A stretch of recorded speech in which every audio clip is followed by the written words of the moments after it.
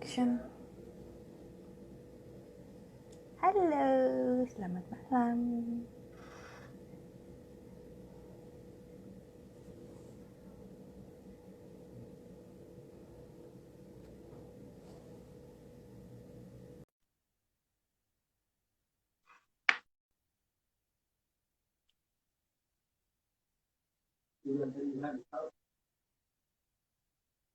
Halo, selamat malam teman-teman aku.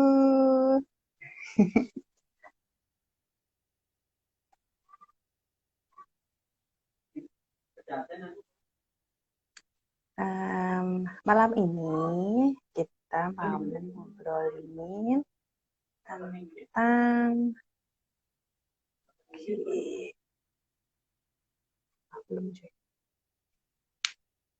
tentang pembelajaran jarak jauh bagi siswa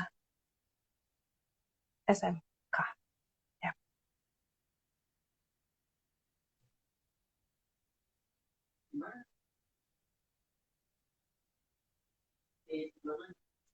Oh my.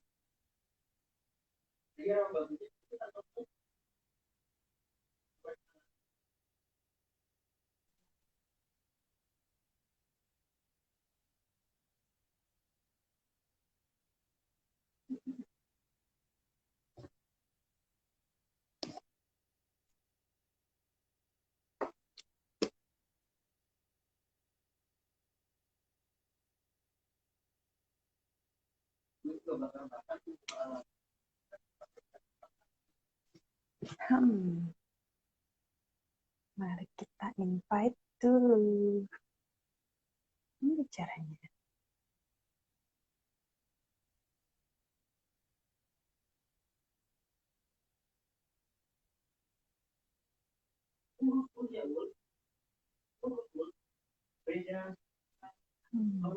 Sudah di-invite tapi kok belum masuk.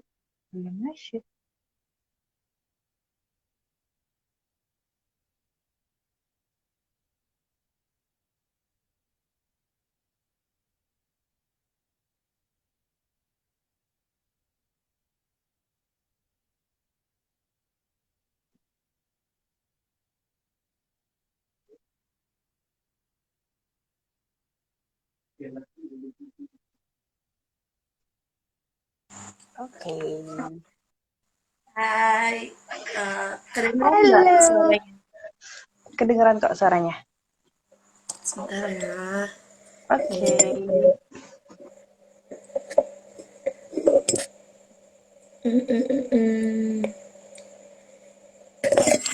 Sip.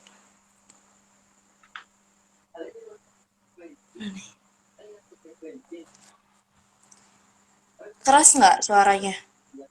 Keras kok, jelas banget. Keras dan jelas. Aduh, ini pertama kali loh. Biasanya jadi orang di belakang. Gak apa-apa, sekali-kali jadi orang di depan. Aduh. Virtual ini. Udah lama banget gak ketemu. Iya nih. Iya, ketemunya di sini lagi. Apa kabar nih? Aku baik. Kamu gimana di situ? Alhamdulillah, baik juga. Ini kayak segini ya? Apa terlalu gini? Enggak kok, udah. Cukup ya. Gitu. Ini kita nunggu Oke, agak baiklah. banyak dulu atau langsung nih? Kayaknya langsung aja deh, soalnya apa ya? Biar nanti yang telat kan bisa ngikut di kan aku posting di ini kan di Instagramnya IGTV, jadi bisa lihat di situ. Oke. Ada Sela. Mana ada salah? Oh iya, halo. Oke, baik, kita mulai aja. Assalamualaikum warahmatullahi wabarakatuh. Selamat malam teman-teman semua. Ya, selamat bermalam minggu bersama kita. Kita ketemu lagi nih di acara sharing session. Untuk sharing session di malam hari ini, temanya itu adalah mengenai pembelajaran jarak jauh bagi para siswa, terutama siswa SMK, sesuai dengan bidang yang ditekuni oleh teman saya, Nida. Oke, mungkin sebelumnya kenalan dulu kali ya. Silahkan Nida boleh kenalan dulu, backgroundnya mungkin gitu-gitu segala macam. Monggo. Oke, perkenalkan nama saya Hamidah Fidanti, biasanya dipanggil Mida. Kalau peserta didik saya dan murid-murid biasanya panggilnya Bu Mida ya. Mm-mm. Saya mengajar di SMK Muhammadiyah Cimande. Segitu aja kali ya. Oke, boleh. Oke, nanti Iya, kita betul ya. kedepannya gak usah kaku-kaku kali ya, kayak kita kan temen. Jadi ya Oh iya, udahlah biasa berarti aja aku kamu gitu. boleh ya. Aku kamu aja lah, nggak usah ibu-ibuan ya Bu Beda. Iya dong, jangan aku juga kurang suka dipanggil ibu ya. Oke, harusnya bilang ke anak-anak didikmu kakak aja panggilnya gitu. Biasanya dipanggil Mbak sih, beberapa manggil Mbak. Oh, panggilnya Mbak. Oke, baik. Oke. Hmm, eh, kalau boleh tahu udah berapa lama sih ngajar di SMK? Tepat banget nih, tanggal 17 ini tuh aku 3 tahun ngajar di SMK. Bener-bener ini pas 3 tahun. Pas banget. Momennya pas Ulang tahun. banget ya. Iya. Kerjaan. Iya, 3 tahun sih ini per 17 Juli jadi guru SMK. Oke, 17 Juli berarti lulus kuliah langsung di sana ya? Atau enggak? Iya, iya sebenarnya Hmm. lulus kuliah sempat nyari kerjaan dulu sih. Tapi Mm-mm. eh, awal tahun tuh udah dapet, udah eh, Mm-mm. suruh kerja kan. Cuma kebetulan karena ada urusan keluarga gitu yang nggak bisa Mm-mm. ditinggalkan, jadinya pas tahun ajaran baru baru masuk. Jadi emang begitu lulus langsung masuk gitu. Oke, oke. Pas banget jadi sekarang 3 tahun. Yeay. Nggak kerasa, Nggak udah kerasa. lama juga. Cepet banget. Udah lama juga lulus Banget. ya berarti. Cepet Iya, banget. aduh, umur. Udah nggak usah inget-inget umur. Iya, iya, iya. Nanti jiwa muda ya. Jelas, pasti. Eh, aku sambil nyontek ya. Iya, nggak apa-apa. Oke. Nah, awal banget nih, alasan Mida buat ngajar tuh apa sih sebenarnya? Apa ya? Alasan buat ngajar ya buat nyari uang sih sebenarnya. Maksudnya mungkin passion atau Oh, ya passion atau peluang apa gitu. gitu-gitu. Mm-mm, mm-mm. Eh, Sebenarnya apa ya? Ya tadi yang pertama tuh ya karena tuntutan kita sebagai manusia yang sudah dianggap Mm-mm. dewasa gitu ya, itu pasti kita mandiri secara finansial ya bekerja salah satunya ya Mm-mm. bekerja itu. Nah kalau masalah mengajar itu passion atau bukan, ini sedikit cerita dulu ya. Cerita nggak apa-apa, nggak apa-apa. Kita ngobrol-ngobrol Kalau kita. mengajar itu sebenarnya bukan passionku gitu. Sebenarnya Mm-mm. aku tuh bukan passionku di mengajar karena dulu pas kuliah pun aku tuh lebih mendalami eksperimen. Kan aku Mm-mm. pendidikan fisika kebetulan. Walaupun pendidikan labelnya di kampusku tuh bisa milih ini jalurnya mau pendidikan atau lebih mendalami eksperimen dan kebetulan aku lebih passion di eksperimen. Nah, aku Eksperimen. tuh Mm-mm. eksperimen. Nah, setelah lulus ternyata tetap ya kebetulan kan pas kuliah juga ikut lab jadi asisten lab dan lain-lain kayak gitu ya. Mm-mm. Skripsiku itu lebih kayak anak murni. Nah, nyoba begitu selesai sidang skripsi aku coba daftar ke beberapa lab ternyata ditolak. Walaupun Oh, punya oke. basic di situ karena basic bukan basic ya karena ijazahnya itu bukan fisika murni jadi ya ditolak kayak gitu. Nah karena penolakan yang banyak itu akhirnya aku pulang ke rumah. Begitu pulang, aduh daftar coba deh ke beberapa sekolah kayak gitu ya. Aku memutuskan untuk mencoba terjun ke dunia pendidikan dan ternyata beberapa sekolah tuh eh, mengapresiasi gitu loh. Jadi aku tuh ikut Mm-mm. tes dan ternyata lolos. Nah, karena orang tua tuh pengennya juga aku jadi guru dan ambil yang deket sama rumah, ya kebetulan aku di SMK yang deket rumah, di SMK Muhammadiyah Cimanggu.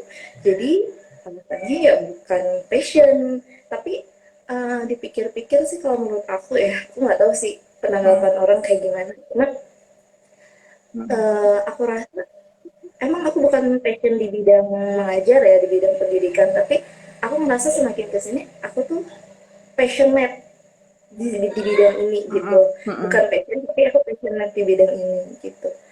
Ya udah, akhirnya ternyata dipikir-pikir aku juga bisa berkembang loh di sini dan mulai menikmati. Oke, oke. Mulai dari awal peluang, terus jadinya apa tuh namanya?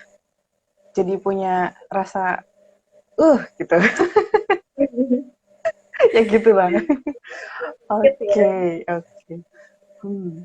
Nah, buat acara ini nih, ada nggak kayak ngajak anak-anak didik buat yuk ikut join nonton di sini? Sebenarnya eh ada sih, cuma alasannya mau malam mingguan bu, maaf ya. Oh, walah. Oh, dasar anak-anak. Dikalahkan malam minggu, padahal lagi PPKM kan, tapi tetap ya malam minggu Iya, jalan. nggak se ini kali ya, nggak seketat karena nggak ada yang ini kali ya, apa ngawasin. Iya, iya. Cuma di Hmm. daerah Majenang itu ditutup sih, jalan beberapa jalan aja. Hmm. Cuma jalan yang utama aja yang ditutup, jalan tikusnya enggak, sama Sama aja. aja kan jalan tikusnya banyak banget di sono. Iya, banyak banget. Oh, oke, oke. Hmm. Nah, dulu kan kita tuh SMA ya. Iya, Tahu sendiri kalau SMA jurusannya paling ya IPA, IPS kayak gitu.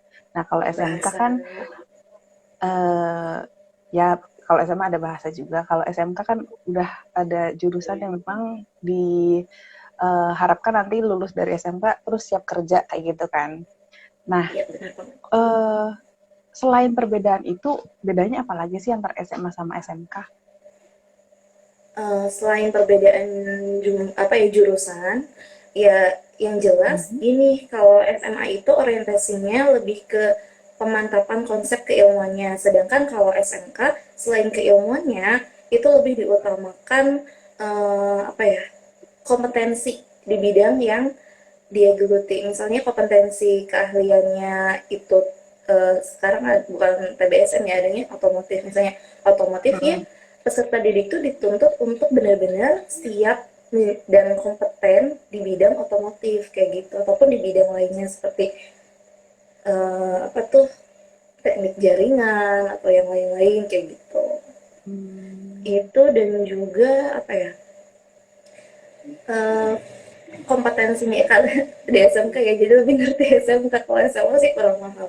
Kalau SMK itu sekarang kompetensinya itu harus berstandar Dudika. Dudika itu dunia usaha, dunia industri, dan dunia kerja.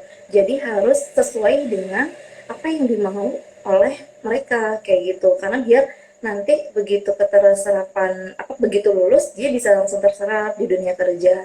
Dan juga biasanya eh, kompetensi siswa itu harus apa ditandai dengan adanya sertifikat. Kayak kita juga kan kalau ikut dikat dan lain sebagainya untuk menandakan kita kompeten di bidang tersebut, di training tersebut kita kan harus punya sertifikat gitu ya. Nah, Mhm. mereka Mhm. juga sama, anak-anak SMK juga sekarang diutamakan untuk memiliki sertifikat.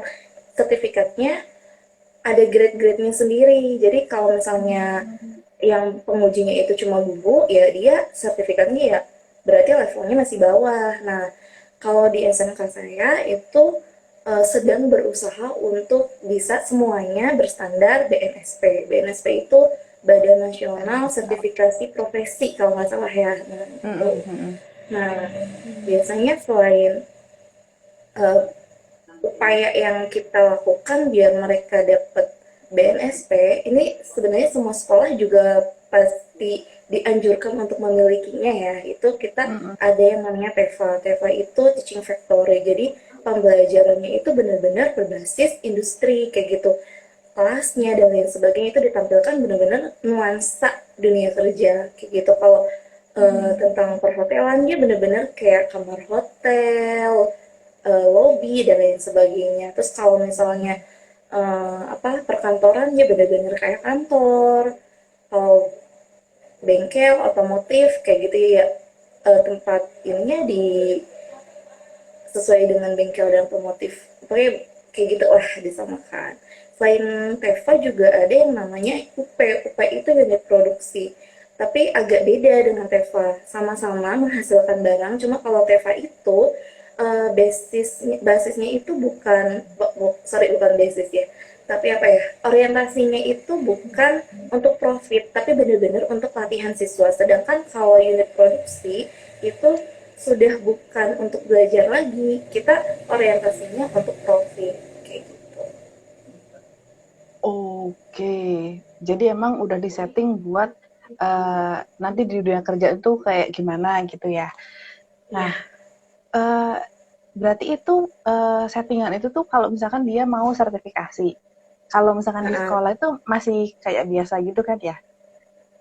iya udah di setting seperti itu memang. Jadi Oh, dari kelas satu begitu siswa masuk ya itulah yang buat oh, kalian. Jadi benar-benar selama 3 tahun itu mereka di apa ya ditempa untuk benar-benar jadi orang yang kompeten, yang siap bekerja, siap melanjutkan sekolah, dan siap berwirausaha gitu. oh, oke oke. Wah, aku baru tahu. Jadi emang udah disetting dari kelas 1 juga kayak gitu ya? Mm-mm. Aku kira pas Ya, sertifikasinya aja disetting di tempat sertifikasinya kayak gitu. enggak. Jadi Hmm. emang ya dari awal kayak gitu.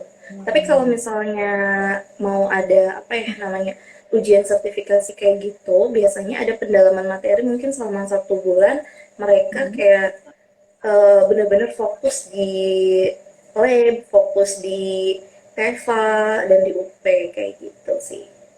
Oh, oke. Tapi biasanya Nah, kalau di sekolahan lain, hmm. setahu saya ya, sekolah lain tuh UP-nya ya dikelola oleh sekolah. Kalau di tempat saya dikelola oleh sekolah, tapi dalam prosesnya kan yang namanya proses produksi kita butuh orang ya. Karena sekolahnya belum gede-gede banget, kita baru bertransformasi mencoba untuk lebih gede kayak gitu ya. Jadi Hmm. masih bisa kami berusaha untuk melibatkan peserta didik biar mereka juga lebih siap menghadapi dunia kerja Oh. yang kejam ini. Oh, oke oke. Paham-paham gambarannya kayak gitu. Nah, eh, nanti kan mereka juga ada kayak laboratoriumnya gitu kan? Itu laboratorium tuh isinya apaan aja sih? Isinya ya, Mm-mm, tergantung mm-mm. jurusan pastinya ya. Iya, Isinya tergantung. ya alat-alat praktik. Cuma biasanya kalau laboratorium dan TEFA itu sedikit berbeda isinya. Kalau Mm-mm. laboratorium itu ya kayak kita aja di SMA gitu kan, buat paham fisika, buat paham biologi, lab biologi dan fisika kan lebih ya untuk pelajaran itu. Nah, mereka juga sama Mm-mm. untuk itu. Cuma nanti kalau dia mau lebih memperdalam, itu kita pakainya bukan laboratorium, tapi pakainya PEVA kayak gitu. Hmm, oke oke oke. Wah, amazed gitu loh kayak yang wah, kenapa dulu nggak SMK aja ya? Saya sempat belum kenal. Iya, kayak banyak skill yang bisa dipelajari gitu loh. Tapi ya Oh ya, sebenarnya tergantung ini ya. tergantung Oh, orangnya sih. Orangnya mau mm-mm. memakai kesempatan buat benar-benar belajar atau enggak gitu. Iya Iya benar. enggak sih? Masing balik lagi ke diri masing-masing sih sebenarnya. Oke. Mm-mm. Hmm. Nah, kalau di SMK berarti dia pas daftar awal tuh emang udah pilih mau jurusan mana ya? Nggak yang Iya, kayak SMK kan, SMA kan mau naik kelas 2 baru pilih jurusan. Berarti kalau SMK dari awal udah pilih jurusan gitu ya? Iya, benar banget benar. Itu di awal pendaftaran kita sudah menanyakan ke peserta didik, sorry ya bukan peserta didik karena baru mau daftar, kepada calon peserta didik itu untuk pilih jurusan. Mereka mau jurusan apa kayak gitu, biar nanti bisa dikelompokkan. Oke, oke. Nah, ngomong-ngomong soal apa namanya penerimaan calon peserta didik. Nah, itu Ya, biasanya tiap tahunnya itu apa aja sih yang harus disiapkan oleh peserta didik itu? Kemudian mungkin dari pihak sekolahnya juga apa aja yang harus dipersiapkan? oh iya, mungkin dimulai dari pihak sekolah dulu ya. Boleh, boleh. Kalau di sekolah atau satuan pendidikan tempat aku ngajar, persiapan menyambut peserta didiknya itu mulai, kan kemarin kebetulan dapat Center of Excellence, jadi kita mulai menerapkan 5 hal, memperhatikan 5 hal. Yang pertama input, proses, output, outcome, dan impact. Jadi ketika peserta didik itu masuk, kita sudah melihat oh ini inputnya seperti apa. Jadi kayak menjaring siswanya itu apa ya, kan membentuk panitia ya, biasanya event-event yang kira-kira sesuai ini apa sih buat input peserta didik, yang misalnya karakternya apa, terus apa namanya, ke kemampuannya seperti apa, itu kan harus disesuaikan juga ya. Kita harus lihat dengan tes awal. Biasanya kalau di tempat saya sekarang ada tes awal masuk untuk mengetahui itu kita memperhatikan proses inputnya. Setelah itu ada proses, nanti kira-kira dengan input kemampuan peserta didik yang begitu gitu ya, yang demikian, itu nanti mau diapakan prosesnya. Baru ada proses pembelajaran yang sesuai buat mereka itu sebenarnya seperti apa sih. Jadi ada pengembangan kurikulum setiap tahunnya, karena kurikulum pun harus disesuaikan berdasarkan perkembangan zaman. Kayak misalnya sekarang nih, kita lagi COVID kan, kalau COVID otomatis pembelajaran jadi langsung tatap muka. Kita harus mengembangkan kurikulum pembelajaran itu seperti apa sih biar lebih efektif di masa pandemi. Terus kemudian kita juga harus perhatikan outputnya, output atau targetnya kita tuh setelah siswanya itu masuk nanti, kita targetnya mau apa aja sih, itu udah ditentukan di awal. Kemudian ada juga outcome. Outcome itu uh, selain, kan kita biasanya kalau melakukan sesuatu pengen feedback ya, termasuk sekolah. Sekolah juga pengen ada feedback. Jadi makanya itu tadi kan ada unit produksi, ada Teva yang keduanya itu barang atau jasanya kan bisa dijual ke masyarakat. Nah, nanti diharapkan dari hasil penjualan itu ada pemasukan untuk sekolah. Nah, kemudian ada juga impact. Impact itu ya apa sih, apa ya, pengaruh sekolah, pengaruh siswa dan Dampaknya. pendidikan yang ada di sekolah itu berpengaruh ke masyarakat. Sejauh mana pengaruhnya, intinya kayak gitu sih. Itu sudah dipikirkan di awal. Nah, itu persiapannya kayak tadi ya, kurikulum dan lain-lainnya ya. Nah, kalau untuk peserta didik, menurut saya ya, itu yang wajib banget diperhatikan, disiapkan adalah mentalnya. Mentalnya harus tahu dulu nih, kalau mau ke SMK berarti ya harus benar-benar paham tentang konsep keilmuannya, biar nanti SMA, SMK semuanya bisa sukses ya kan. Kalau SMA berarti kita harus tahu benar di SMA itu butuhnya apa sih. Butuhnya kan kalau SMA pemahaman konsep, biar nanti karena dipersiapkan untuk melanjutkan kuliah, jadi biar nanti bisa dapat beasiswa dan lain sebagainya. Orientasinya itu. Nah, kalau SMK berarti siswa tuh harus paham kalau SMK sekarang itu kan menginginkan 3 hal, siswanya itu bisa melanjutkan, bisa bekerja, atau berwirausaha sendiri.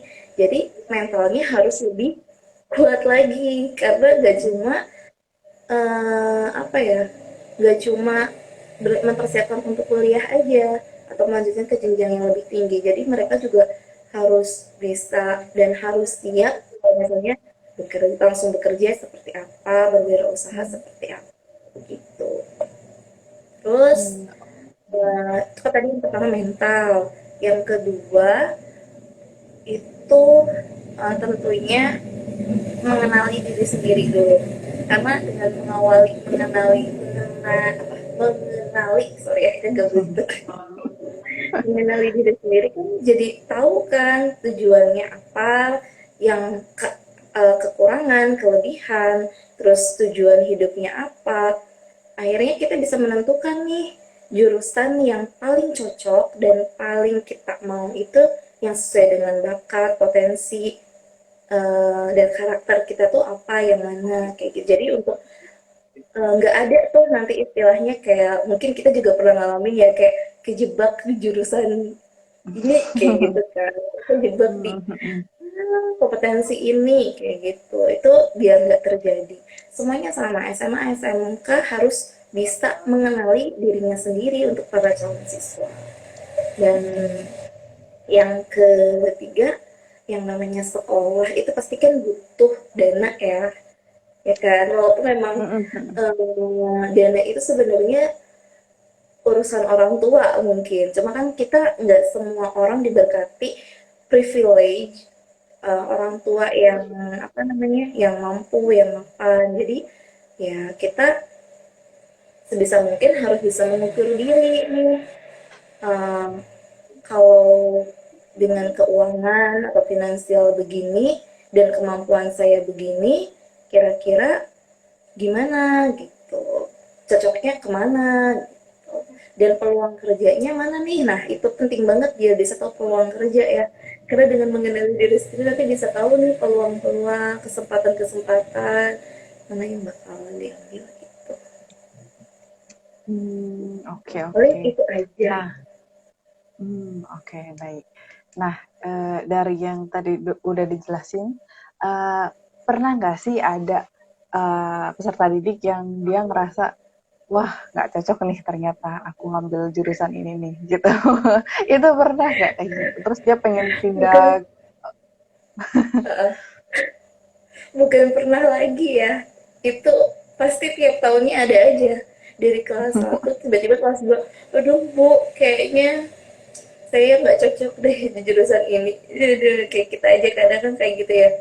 Dulu pas kuliah aku pernah soalnya ngalamin tuh kayak tiba-tiba bilang, aduh kayak aku kejebak nih di jurusan ini nih, kayaknya nggak bisa nih di sini kayak gitu. Nah, anak SMA juga SMA SMK pasti juga ada yang kayak gitu, bukan hanya satu ya, biasanya ada beberapa. Mm-mm. Cuma kadang kalau ada anak yang begitu, kita sebisa mungkin ajak dia komunikasi dua arah dulu ya, kita berdialog, Mm-mm. sebenarnya apa sih yang permasalahan dia atau kendala dia di jurusan itu apa, dan ya pokoknya dialog dulu aja deh biar kita cari bareng-bareng solusinya, karena nggak mudah juga pindah jurusan.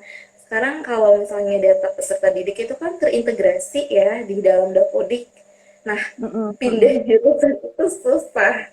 Kalau misalnya pindah Mm. kelas mungkin kayak misalnya jurusan kelas MPLB. MPLB itu manajemen perkantoran, L-nya apa ya? Dan layanan bisnis. Aduh, sampai lupa Layanan namanya. bisnis.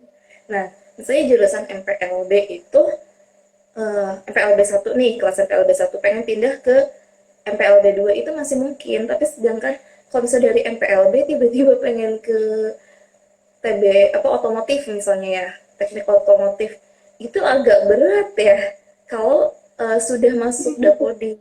Kalau misalnya bilang masih di awal-awal pembelajaran itu masih sangat mungkin untuk pindah juga masih masih nggak apa-apa, tapi kalau udah satu semester atau misal bahkan 1 tahun itu agak berat ya, susah Iya. ngurusnya. Dari ininya juga mungkin pelajaran yang dikasih kan juga dia udah ketinggalan banget gitu ya. Nah, dia harus ngikutinnya tuh lari gitu. Bener-bener ya gitulah. Gitu. Ya, kayak gitu. Oke.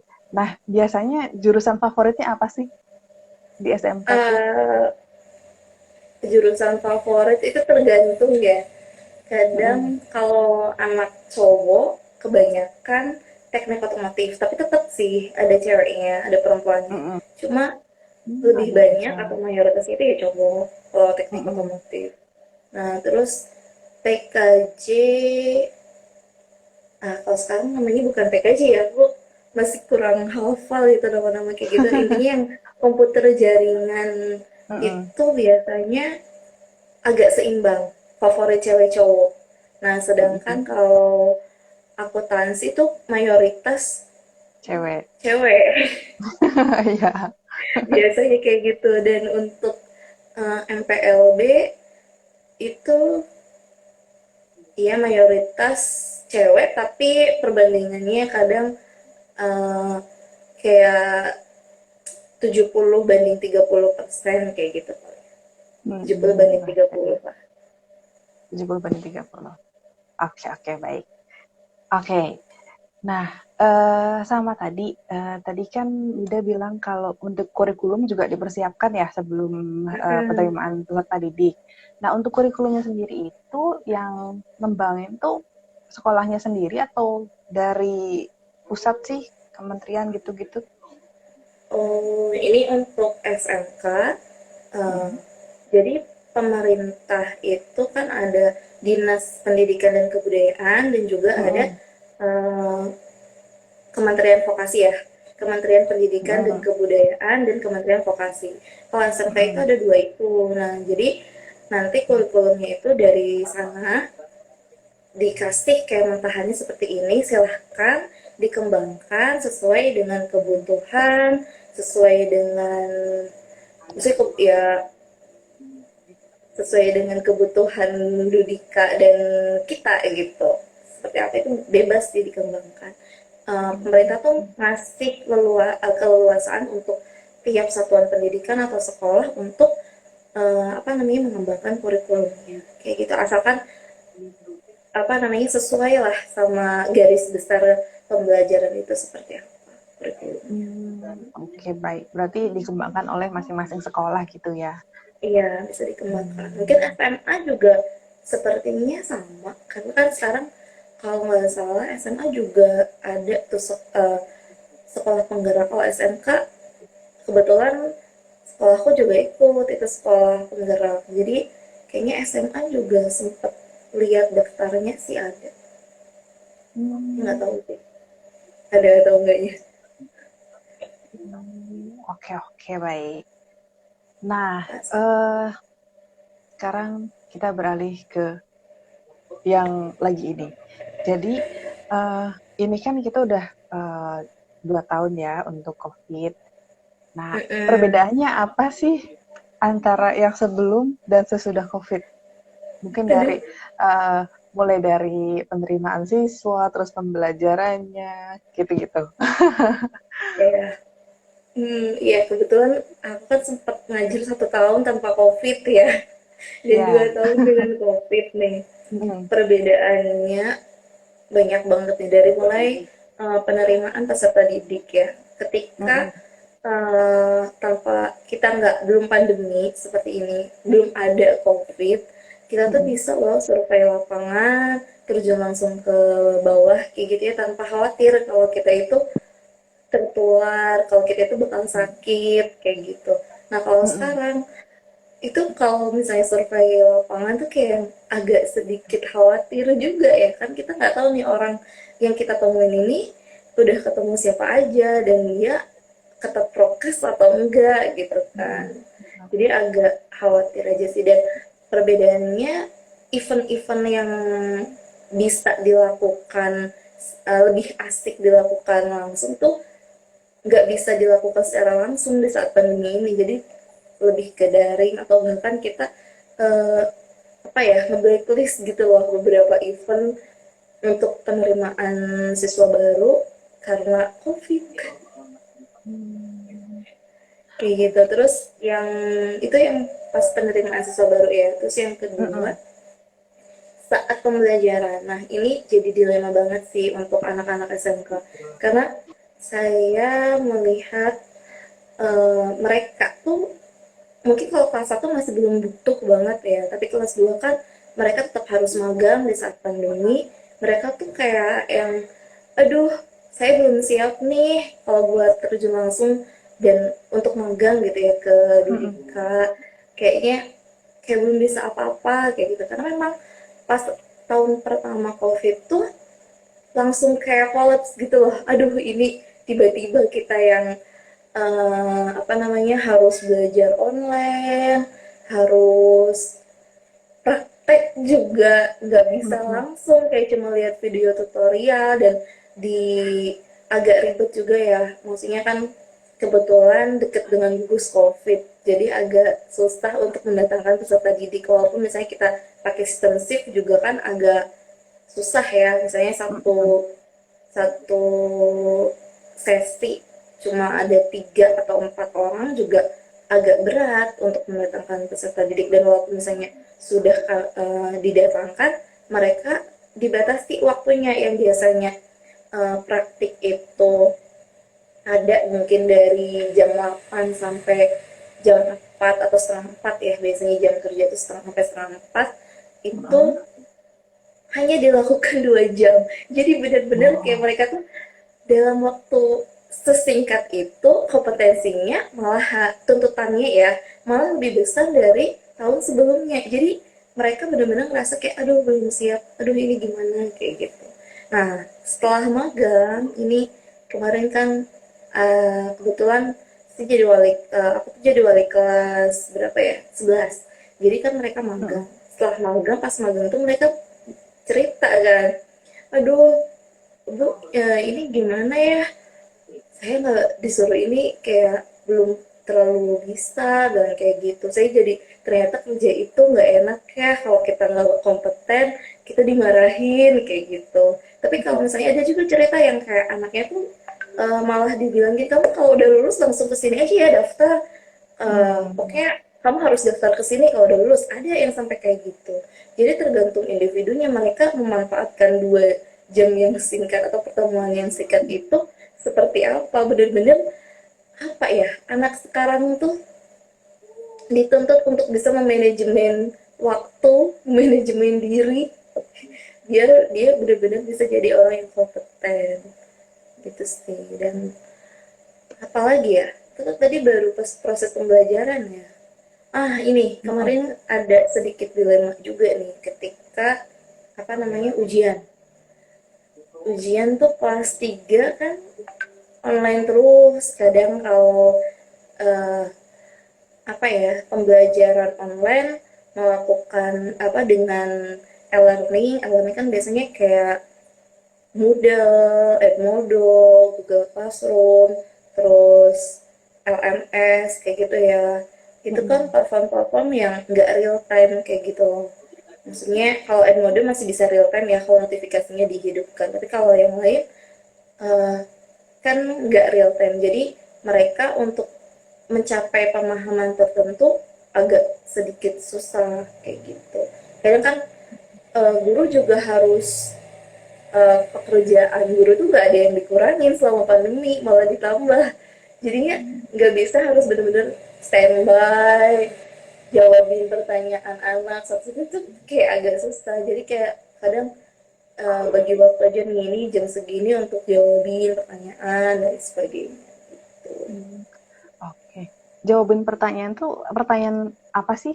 Soal apa Diskusi gitu? ya Oh. pelajaran kayak gitu kayak misalnya anak nggak paham tentang sesuatu gitu ya dia tanya di platform-platform e-learning atau yang kita gunakan gitu ya kadang kalau Zoom di tempatku kurang efektif karena nggak semua anak tuh punya apa ya punya perangkat yang Wifi. mumpuni buat Zoom Oh, oke. perangkatnya kurang, wifi nggak ada, kayak gitu kan. Jadi mereka kayak ngerasa, aduh bu, jangan pakai Zoom dong, pakai yang lain aja, jangan pakai Google Meet dong, yang lain aja.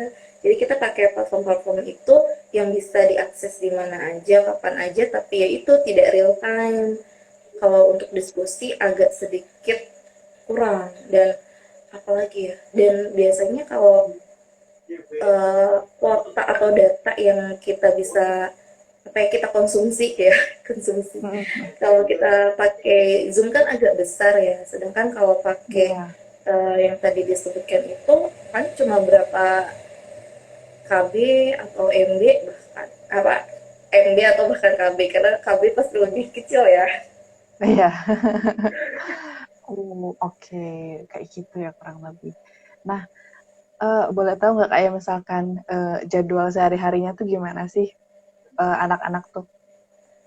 Mungkin paginya dia akses di eh, platform gitu-gitu, terus siangnya nanti bisa diskusi langsung kayak gitu.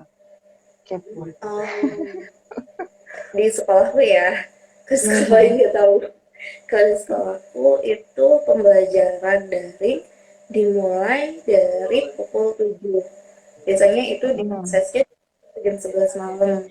Kalau itu tergantung Hmm. otoritas tiap guru ya. Kalau saya biasanya Mm-mm. Mm-mm. sampai jam 11 malam. Karena kenapa nggak semua siswa itu punya perangkat, dia harus pinjam ke orang tuanya, jadi harus nunggu orang tuanya pulang dulu, ada yang apa namanya, pokoknya kayak gitu lah ya. Jadinya Mm-mm. Mm-mm. kalau aku lebih mikir ya, daripada anak nggak bisa akses, misalnya kita benar-benar harus real time nih dari jam 7 sampai misalnya pelajaran aku sampai jam 9, jadi dari jam 7 sampai jam 9 mereka harus akses di jam segitu, itu nggak bisa.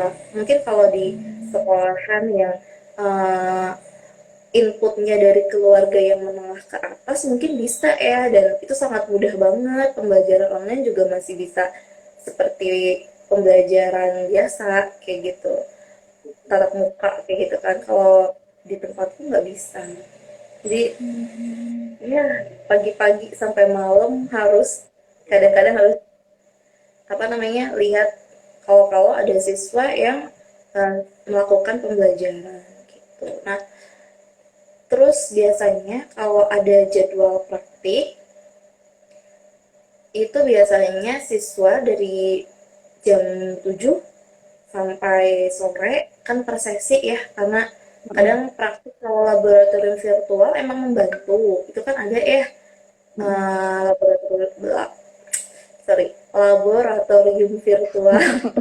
Itu kan ada, itu benar-benar Mm-mm. membantu. Cuma kalau untuk SMK masih kurang karena nggak megang bener-bener alatnya itu seperti apa. Ya, Ilmunya beda betul. lah ya.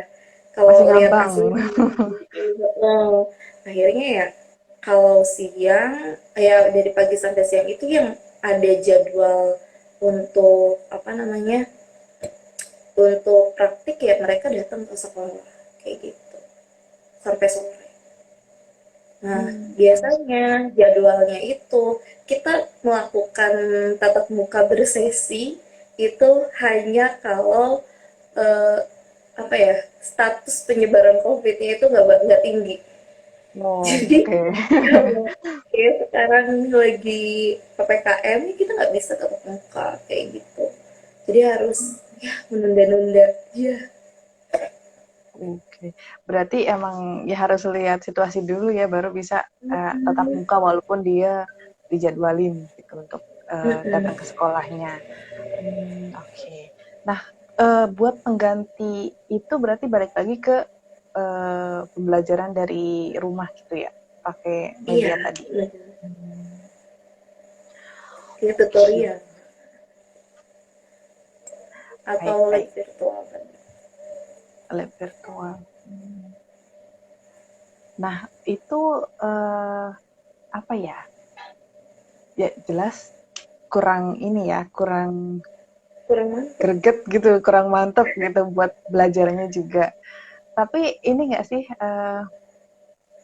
apa ya, udah maksimal gitu maksudnya yang dikasih sekolah ke peserta didik, terus peserta didik juga ininya tuh feedbacknya baik gitu-gitu nggak sih? Eee, Maksud kok kalau kayaknya sekolah susah ya? ngasih, iya, kalau sekolah sih ngasih udah mengupayakan yang terbaik ya. Mm-mm, Bahkan, mm-mm. eee, tempatku itu setiap pendidik, pokoknya dari begitu sebelum pandemi juga udah rutin untuk meningkatkan SDM para gurunya, karena gurunya kan Mm-mm, ada yang tua, ada yang muda, range umurnya kan agak berjauhan ya. Jadi benar-benar mm-mm. kayak ya udahlah kita bareng-bareng makin maju lah, ngasih yang terbaik buat siswa. Dan sekarang ketika pandemi, ketika pandemi ini ya kami juga ikut beberapa diklat, terus lain-lain agar kompetensi kita juga meningkat, nggak yang Mm-mm. santai-santai gitu ya. Udah bodo Mm-mm. amat, yang penting ngajar, yang penting ngasih materi, nggak bisa, karena kan pendidikan itu nggak cuma sekedar transfer of knowledge ya, tapi Mm-mm. juga transfer of value menurutku. Jadi ya kami sih udah berusaha untuk ngasih yang terbaik untuk mereka, tapi feedback yang didapatkan ya tadi karena keterbatasan uh, peserta didik, ada beberapa yang susah, maksudnya feedbacknya nggak seperti yang kita harapkan, kayak harusnya Mm-mm. pembelajaran online terkendala kuota habis dan lain-lain, mereka jadi men-skip beberapa ini hal yang kita kasih Pelajaran. ke mereka gitu. Oke. Tapi bukannya ada ini ya, kuota dari pemerintah itu? Kurang Ya juga.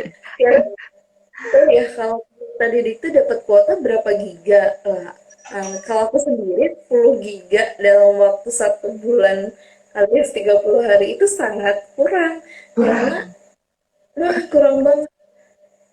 Konsumsi kuotaku selama pandemi ini naik drastis loh, dari Pasti. yang biasanya cuma 15 giga sekarang bisa 40 sampai 60 giga per bulan. Mm-mm. Untung Jadi ada promo habisnya dari provider. bener sih, bener-bener. Iya sih, karena banyak yang kita akses. Terus ya biar nggak bosen juga ya di rumah terus. Iya, kadang kan Terus aduh butuh hiburan. ya Nonton. selain butuh hiburan juga kan harus ya gitulah ya cari-cari ilmu yang Iya, nggak bisa diketemuin di sekolah gitu-gitu kan. iya benar.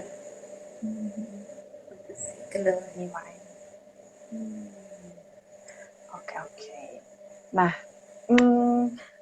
apa sih tantangannya ngajar di SMK tuh?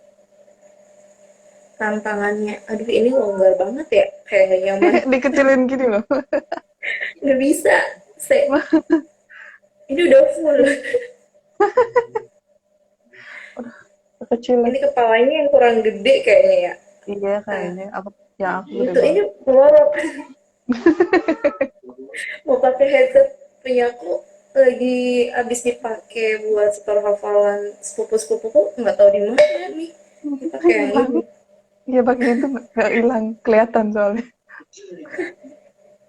Oke, tantangannya ya Mm-mm. sebagai yang aku rasain itu yang pertama, ngajar SMK itu kita harus multi talent. Kenapa? Karena Mm-mm. ya tadi selain transfer ilmu kita transfer transfer agak belibet ya, Transfer. transfer Iya. uh, value sama ilmu ya, kita juga harus bisa menghandle kayak apa ya, sorry, nah, ini agak-agak bingung ngomongnya. Santai santai. Tapi intinya gini deh, kenapa kita tuh harus multi talent, karena kan tantangan yang kita hadapi ini udah beda ya. Kita persaingan tuh Mm-mm. gak cuma sekedar sama sesama warga Indonesia. Lihat berita kan tentang TKA yang datang tuh banyak banget Ah dari ya. luar. Nah, kita juga harus bisa bersaing sama mereka. Sedangkan kalau di tempat kita sendiri, penduduk yang aslinya itu WNI itu sering diremehkan, dalam artian oh Mm-mm. mereka kan dari luar negeri padahal kompetensinya mungkin lebih mumpuni yang orang Indonesia, tapi ketika ada TKA ya mereka yang lebih diunggulkan kayak gitu. Mm-mm. Nah, jadi kita harus multi talent, gimana caranya mendidik peserta didik uh, untuk bisa bersaing sama mereka, karena kalau SMK itu nggak cuma ngajar aja, ngasih ini loh konsepnya, ini loh ini, kita harus lihat perkembangan dunia kerja, dunia industri, dan apa namanya, pokoknya Dudika itu apa sih, dunia usaha itu seperti apa kayak gitu kan, Mm. harus benar-benar melihat itu. Kemudian eh, apa sih ya kak tantangannya ya, karakter peserta didik kali ya, karena Iya. karakter tuh sangat kan, uh, yang namanya apa namanya mentransfer value pasti kan agak susah ya kalau karakternya beda-beda, sedangkan kita mengajar nggak cuma satu dua orang aja, kita mengajar banyak banyak peserta didik, kita harus mengamati karakter mereka satu persatu, kita harus tahu kebutuhan dan keinginan mereka apa, sedangkan karakter itu dibentuk dari mereka sebelum mereka datang ke sekolah, dibentuk oleh lingkungan dan oleh budaya yang selama ini mereka ikuti gitu, karena budaya itu kan lebih ke dipengaruhi oleh tren ya, tren yang mereka ikut itu apa. Nah zaman sekarang kan ngeri banget ya perkembangan apa ya, eh, budaya, perkembangan nilai-nilai itu kan agak cukup membuat ngeri dan kadang malah bikin aku tuh jadi kewalahan kayak gitu, dan itu jadi beban tersendiri sih buat aku kalau buat mentransfer value itu. Kadang aku ngerasa kayak ya ampun gak kompeten banget sih jadi pendidik kayak gitu, karena ketika lihat peserta didik kita atau siswa kita itu melenceng, entah itu cuma melenceng bukan tindakan kriminal ya, bukan dia melakukan tindakan kriminal, kayak kenapa sih kok kamu kayak gitu padahal ada loh yang lebih baik daripada hal itu kayak gitu tuh, agak sedikit nyesek lihat itu kayak ya ampun. Merasa gimana gitu. Oke, baiklah. Eh, Oke, tadi rame sekarang sepi. Mau nanya padahal. Mungkin ada Iya tadi pertanyaan rame gitu. ya. Rame ya baru tadi tuh ya, mungkin Oh iya benar. Sibuk kan malam sepi lah. mingguan. Mm-mm. Iya pada malam mingguan nih kayaknya. Mm-mm. Kalau mau ada yang Jadi tanya boleh nanya loh teman-teman. Tapi cuma 2 orang. Oke. Okay. coba dong Hmm. nanya.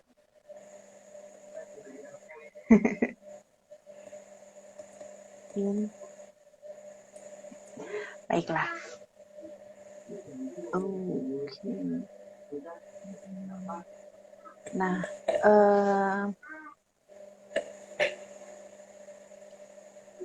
baik.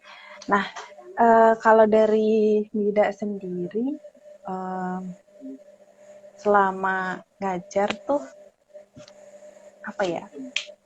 eh, Pernah nemuin hal-hal yang unik nggak sih sama peserta didik?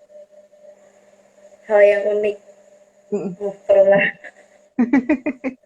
Mungkin Ini boleh diceritain. kejadian, cerita aja ya, ini kejadian Mm-mm. tuh apa ya, sebelum pandemi sih. Mm-mm.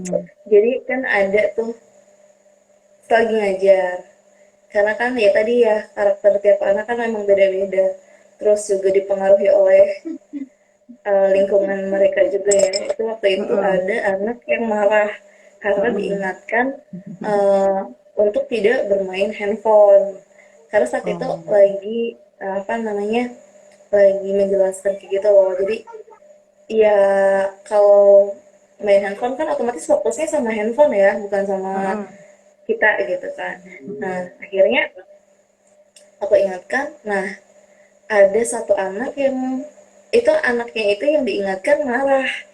Nah satu anak tuh ada temannya dia yang bilang kayak gini, ya kamu emang salah, kenapa harus marah-marah, sebentar dulu dong, ini cuma tinggal 15 menit baru kamu boleh main handphone lagi, nggak lama kok Bumi udah ngasih pelajaran gitu kan. Mm-mm. Dia nggak terima tuh, berantem, tonjok-tonjokan, kan gak shock ya, aku pisahin seret. Ya ampun, itu kan yang diingatkan lagi kan keluar logatnya. Yang diingatkan sama aku tuh dia nunjuk duluan gitu loh. Dia emang Mm-mm. mungkin temperamennya emang sedikit tinggi ya, temperamennya itu Mm-mm. kayak ya nggak tahu sih lagi ada masalah atau apa, kan kadang orang kayak gitu ya, kita juga Iya.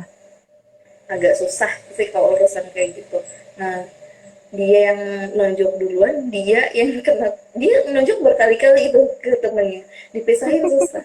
Giliran ininya temennya yang ditonjok kayak gini sekali dia langsung ini apa namanya, hidungnya Berdarah. berdarah patah. Itu untung tonjokannya itu kena karena aku pisahin. Kalau misalnya nggak dipisahin mungkin bisa lebih parah deh. Akhirnya diantar ke puskesmas. Mm-mm. Ya setelah diantar itu ya udah, si anak yang nunjuk nggak sengaja karena dia udah ditonjokin berkali-kali, dia telepon, bu saya Mm-mm. harus ke situ enggak, saya ngerasa gak enak banget. Ya nanti kamu ketemunya jangan sekarang, kayak gitu kan, nanti aja karena kalau sekarang yang ada kalian berantem lagi gitu kan. Iya, Akhirnya ya heeh. udah, setelah itu Dianya. eh, besoknya, karena kan anaknya aku antar sampai rumah kan, ketemu orang tua udah marah-marah, kamu Mm-mm. saya jadi korban gini gini gini, terus maaf Jadi bu korban. ceritanya begini begini, terus dia langsung orang tuanya, maaf ya bu kayak gitu gitu kan, nggak apa-apa bu. Akhirnya kan ada BK juga kan, ya dia dibawa ke Mm-mm. BK, negosiasi sama temennya itu, akhirnya Mm-mm. berbaikan. Pertemanan mereka unik banget, berawal dari kayak gitu. Nah terus ada lagi nih kejadian satu nih yang menurut aku tuh agak lumayan menyentuh ya. Ini kejadian Mm-mm. teman, bukan teman sih, kayak karena gimana ya, peserta didikku kan nggak terlalu beda jauh ya umurnya, jadi Mm-mm. kayak ngerasa sama temen aja gitu. Nah waktu itu tuh mereka lomba class meeting kayak gitu kan, class meeting. Aku bilang kalian jangan jadi runner up dulu dong, sekali-kali jadi ini, jadi juaranya kayak gitu kan. Ternyata Mm-mm. mereka tetap jadi runner up terus. Kayak udah di setting jadi runner up. Nah udah kayak gitu mereka tuh kayak tiba-tiba gini, bu maaf ya. Pokoknya kan waktu itu kebetulan saya apa ya, aku tuh nggak bisa ini loh, nggak bisa nonton mereka bertanding. Jadi aku Mm-mm. bilang sorry ya nggak bisa nonton, tapi kalian tetap semangat kayak gitu. Iya bu, pokoknya nanti kita kasih juara satu gitu ya. Ternyata juara dua, mereka bilang minta maaf, dan tahu nggak pagi-paginya bilang, eh Bu Mida ini baksonya karena kemarin menang juara dua buat Bu Mida. Ya ampun rasanya ya dikasih hadiah sama anak, walaupun itu sekedar bakso berdasarkan hasil usaha mudik mereka sendiri gitu ya, itu kayak udah Mm-mm. seneng banget Iya, itulah. pasti. Tapi tetap juara dua. Runner up, Runner up. Gak apa-apa. pas meeting online pun runner up. Itu juga runner up. Kalau misalkan kelas meeting online apa ininya dong? Permainannya. Pas meeting online ya kita ini kayak lomba-lombanya kayak lebih ke bikin konten, terus Oh. lomba Mm-mm. buat video, Mm-mm. poster, terus game. Sebenarnya game itu dilombakan juga sih di SMS aku dari semenjak sebelum pandemi. Jadi emang ada kayak turnamen, entah itu Mobile Legend atau apa kayak gitu. Waktu itu sih Mm-mm. yang aku ingat Mobile Legend ya, karena aku nggak main game yang bener-bener sampai edik kayak gitu kan. Kayak cuma Mm-mm. sekedar pernah main sekali dua kali cuma biar bisa gabung sama anak-anak kalau ngomongin game itu. Biar nyambung. Kayaknya Mobile Legend, kayaknya pernah Mobile Legend deh itu jadiin turnamen. Dan rame, tau gak sih, kayak kita tuh pas meeting niatnya cuma buat untuk apa namanya, sekolah kita aja kan. Mm-mm. Ternyata yang daftar itu dari sekolah lain juga banyak, kayak dari SMK Karangpucung, terus kayak Semansa, terus kayak pakai sekolah-sekolah lain, sampai anak SMP, anak SD aja daftarin dia sama timnya. Yang penting main. Yang penting main. Emang biasanya rame sih buat games online kayak gitu kan. Iya, Yang daftar tuh kadang grup-grupan gitu. iya, memang harus grup sih biasanya. Mm-mm. Iya, ada teman-temannya gitu. Aku juga nggak tahu sih fisika apa. Nggak paham. Oke, baiklah. Karena udah lumayan lama nih ngobrol-ngobrolnya, Mm-mm. mungkin eh, kita akhiri sampai sini kali ya, dengan satu Ya, pertanyaan tapi. aduh, apa nih? Apa sih kesan Nida jadi seorang guru? Kesan. Mungkin pesan juga. Kesannya apa ya? Bingung nih kalau dibilang kesannya apa. Yang pasti yang aku rasain kesan tuh kayak perasaannya gitu kan. Mm-mm. Apa ya? Kan. Apa yang Kesannya dirasakan ya gitu. kadang merasa kewalahan, tapi kadang merasa tersentuh. Yang pastinya karena ya kan aku tadinya nggak passion di bidang pendidikan ya, bukan passion di Mm-mm. bidang ini. Tapi aku ternyata bisa menikmati dan enjoy di sini dan aku merasa eh, aku juga bisa berkembang kayak gitu. Jadi aku ya Mm-mm. cukup senang gitu Mm-mm. sih, bisa menikmati aja. Dan kalau pesannya ya untuk semua pendidik tetap semangat karena pandemi ini belum berakhir ya, jadi tugas kita jadi double-double, tapi tetap semangat, kembangkan potensi diri dan peserta didik. Dan untuk peserta didik kita juga tetap semangat karena belajar itu penting, meningkatkan kompetensi kita juga penting, jadi jangan abaikan hal itu gitu sih. Betul sekali. Betul sekali teman-teman. Oke, baiklah, mungkin sampai sini aja kita ngobrol-ngobrolnya. Terima kasih banyak, Nida udah meluangkan waktu buat malam minggunya. Harusnya Iya. buat istirahat, tapi kita ngobrol bareng di sini. Aku juga minta maaf banget nih harus mundur jamnya karena Nggak kebetulan apa-apa, lagi ada ini. ya lagi sibuk nggak Asik. apa-apa. Slow-slow. Oke deh, terima kasih banyak sekali lagi. Kita tutup aja kali ya. Assalamualaikum warahmatullahi wabarakatuh. Sehat-sehat semuanya, Waalaikumsalam. sehat-sehat Nida. Iya, dadah. Dadah.